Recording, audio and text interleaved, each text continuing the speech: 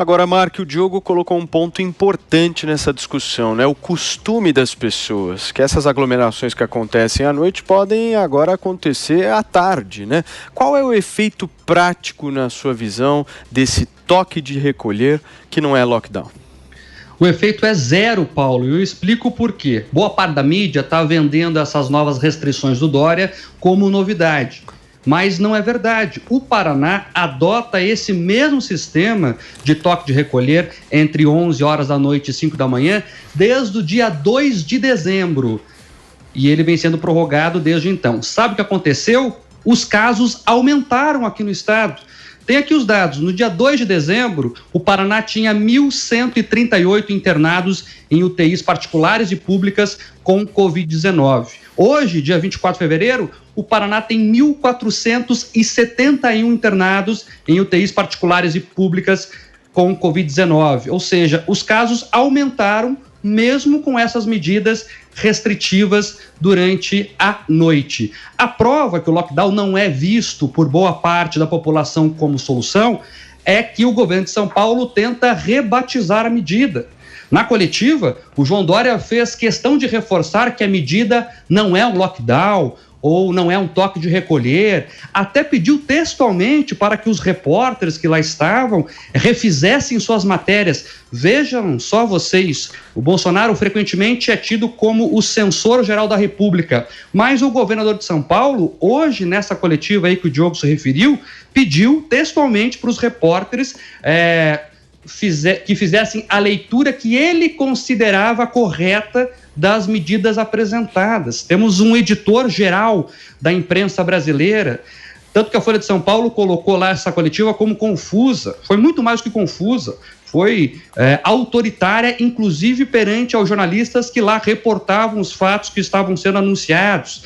Aí o governo de São Paulo chamou de restrição de circulação, né, um nome feito por marqueteiros para parecer mais leve a medida, por marketing.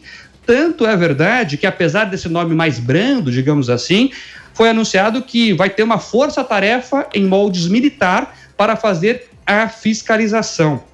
É um lockdown noturno, sim. Quando você fecha tudo e proíbe as pessoas de andar nas ruas, é um lockdown. E essas restrições de horário são totalmente discutíveis. Veja, o vírus não tem relógio. O vírus não lê decreto. Olha, agora deu 10 horas da noite, não vou infectar mais ninguém. Então vocês, por favor, vão para as casas que eu vou começar o meu trabalho aqui. Chega a ser risível essa construção que depois de tal hora fica mais perigoso ficar nas ruas. E esses decretos, cada vez mais restritivos, mais autoritários, estão caindo em descrédito. Uma medida, para ser efetiva, ela tem que ganhar a consciência das pessoas. Vamos pensar juntos aqui. Durante o carnaval, boa parte desses decretos restritivos já estavam em vigor e as pessoas deram com os ombros para eles, né? Se aglomeraram em festas clandestinas, né? O que não faltou foi a imprensa aí fazendo esses registros, porque as pessoas viram que esses decretos não estão funcionando e elas vão viver as suas vidas. Não se pode acreditar que as pessoas vão ficar trancadas em suas casas por mais de um ano. Não dá certo.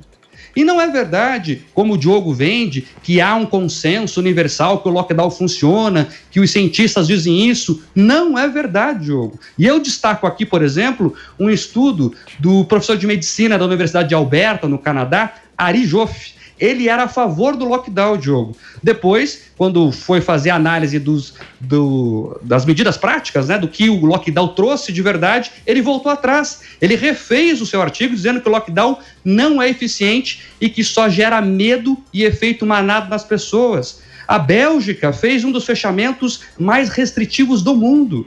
Até drone eles usavam na Bélgica para controlar quem saía de casa. O resultado? A Bélgica tem uma das maiores taxas de mortalidade por milhão de habitantes do mundo. Várias universidades da União Europeia estão revendo seus conceitos sobre lockdown e dizendo que a medida não é tão eficiente quanto se pensava. Eu destaco dois aqui. A Universidade de Edimburgo, da Escócia, fez um estudo grande sobre isso. Também o Instituto de Tecnologia Karlsruhe, da Alemanha, fala a mesma coisa. Então, a própria ciência discute a eficácia desses lockdowns. Não é verdade que eles são um consenso na ciência. E, como o Paraná mostra ao Brasil, o toque de recolher aqui desde dezembro está em vigor e os casos só aumentaram, Paulo.